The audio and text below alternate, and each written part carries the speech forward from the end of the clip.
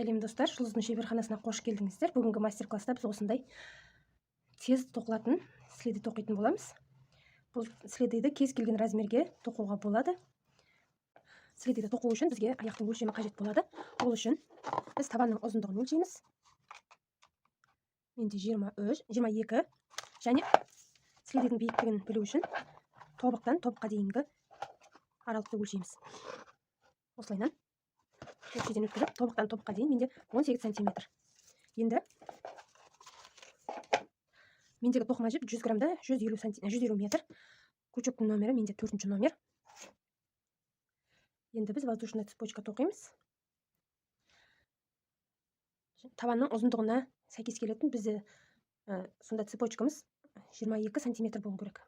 1, 2, 3, 4, 5, 6, 7, 8, 9. Цепочка тоқып болдым. Маған 22 сантиметр керек.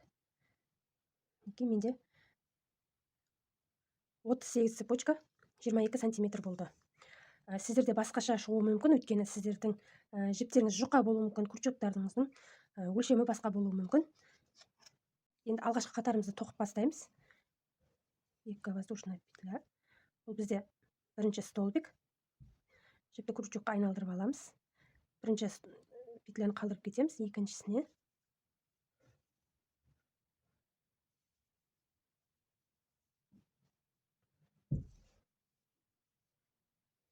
Осылайша соңына дейін 38 пол столбик тоқимыз, жартылай столбик. Бірінші қатарда тоқып болдым.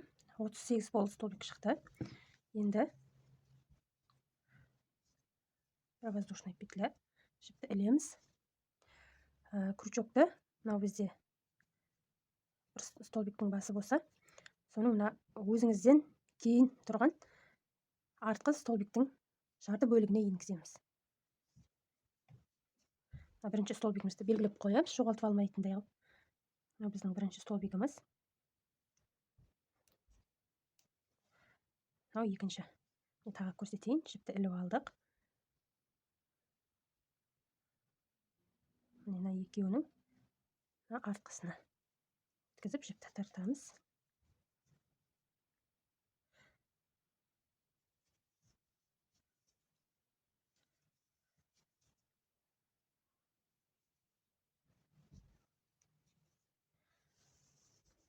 Осылайша тоқи береміз. Екінші қатарымызды болдық. Енді үшінші қатар.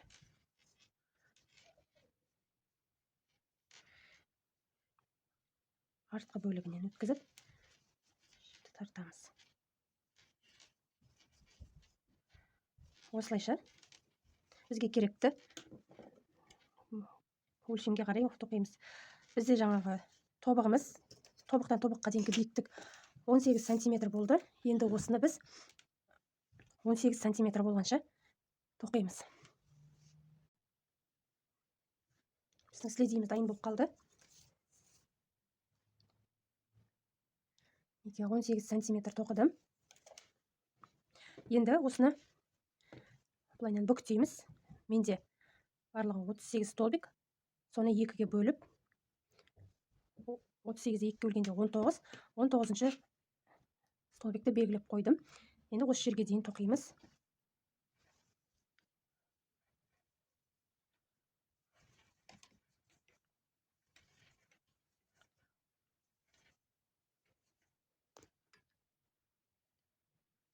Он 19-шы белгіленген столбикке келдік.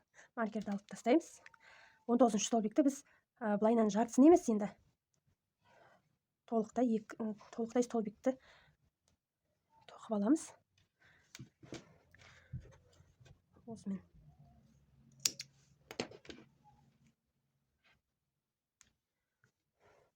Енді біз жоғарғы жағын тігеміз. Аяқ киімді былай теріс жағын қаратамыз.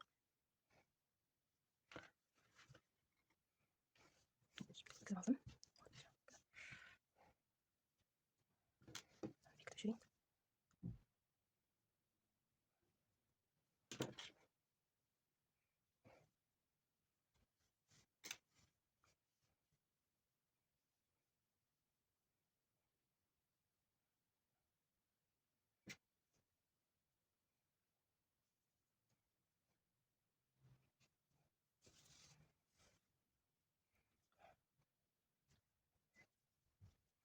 осылайша мына жерге дейін тігеміз.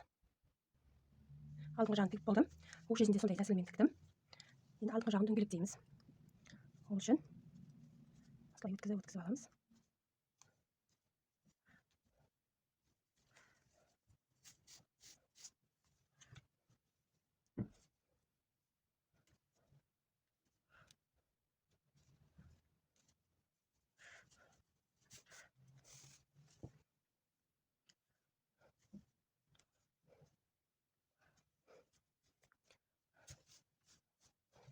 Енді тартамыз.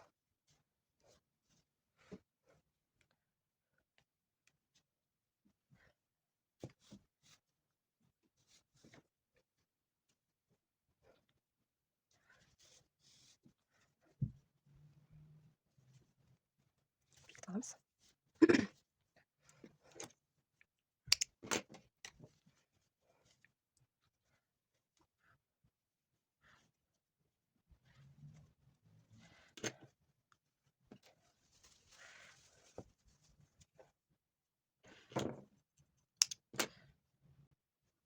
Мінекей, осылайша бізде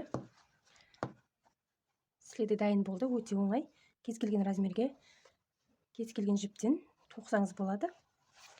Алдына өзіңізге ұнайтындай әшекей бұйым, брошка, помпон немесе гүл тоқып жабыстырып қойсаңыз да болады. Соңына дейін көргендеріңізге рахмет. Сау болыңыздар.